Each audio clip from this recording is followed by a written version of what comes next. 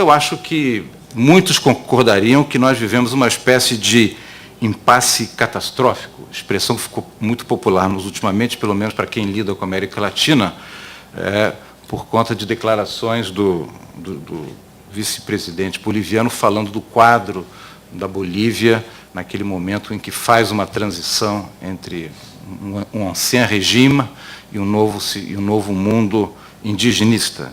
Vivemos no nosso mundo multilateral, afinal de contas, rodada de Doha não vai a lugar nenhum, aparentemente, nem tampouco a reforma da OMC. A ameaça americana de retaliar retaliações é uma indicação clara de que, pelo menos alguns setores americanos ainda se sentem no direito de usar regras um pouco à la carte, né? Evidentemente, Conselho de Segurança, toda a temática do Oriente Médio, será que as Nações Unidas, as suas resoluções, tivessem mais vigência e, digamos, embocadura naquela região, não tivéssemos encontrado uma solução para os inúmeros conflitos interligados, desde Irã, passando por a invasão do Iraque, a questão palestina. Ou seja, será que o Conselho de Segurança ainda vale a pena a nossa atenção? A reforma das instituições de Bretton Woods, a resistência, sobretudo dos europeus, é fortíssima. E agora que a crise ameaça amainar, há um claro refluxo e uma tentativa de encontrar uma acomodação com os Estados Unidos. Então, será que vale a pena voltar a investir nesses mecanismos desgastados, estão marcados, não vale mais a pena inventar algo novo? Quem sabe, a partir dos novos fóruns que foram surgindo ad hoc de uma forma orgânica, temos o G20, temos, evidentemente, os BRICA, o IPS poderia ser alguma coisa, o Foro de Xangai e outros mecanismos regionais.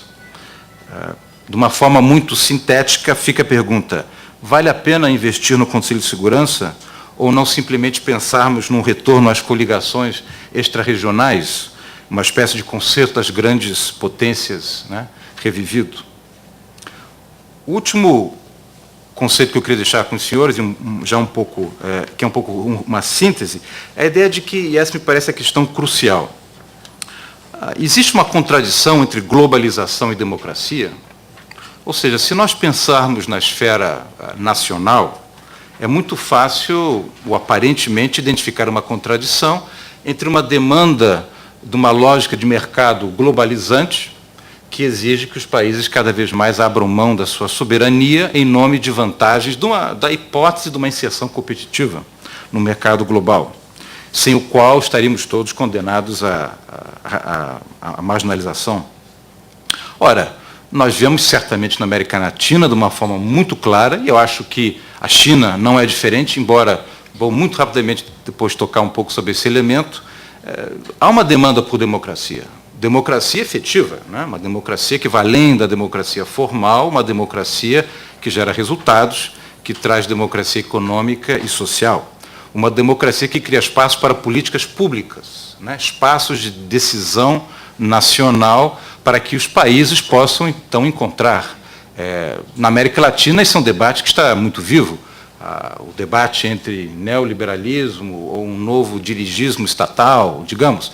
Enfim, um debate muito complexo e que no Brasil está, hoje, no debate político-eleitoral, em torno de qual é o papel do Estado, né? Papel maior, menor, mais eficiente. Vai essa questão. Acredito que o mesmo vale na esfera internacional.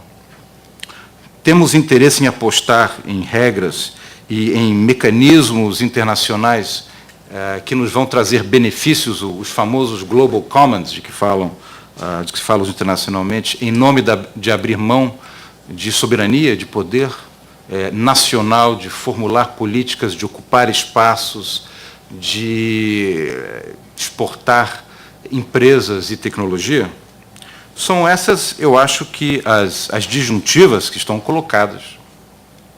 Para concluir, eu queria retornar à ideia fundamental e retomar uma ideia que o embaixador Botafogo mencionou. Eu acho que se nós dizemos ou imaginamos que vem dos próprios esses países um fator crucial na definição de para onde vamos, como países BRIC, e a incidência que vamos ter internacional, temos que perguntar o que se passa nesses países, né? Isto não é algo que se dá impunemente.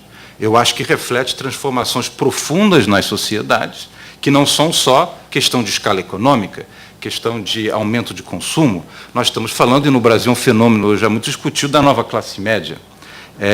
Apenas a título de provocação intelectual, eu deixo com vocês a ideia de que eu acho que no Brasil nós temos uma nova classe, que não é apenas mais uma classe, já é uma maioria da população brasileira, que tende a crescer, que não tem as referências clássicas do papel do Estado, mas uma população muito voltada para uma autoajuda no bom sentido da palavra, sem um temor atávico das históricas vulnerabilidades nacionais.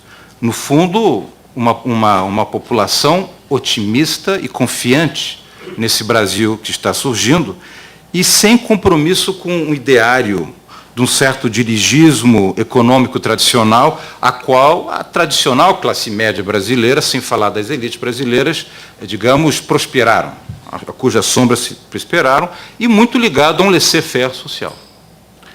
Eu acho que isso é uma herança da nossa cultura, da nossa civilização ocidental.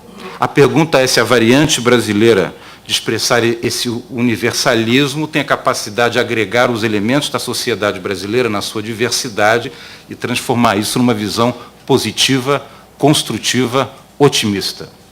Um otimismo que eu me permito sugerir levou o presidente Lula ao Oriente Médio, a dizer as coisas que ele diz, que leva o presidente Lula a defender o diálogo com o Irã, mais insistentemente. Não vou fazer juízo de valor, deixo só a provocação.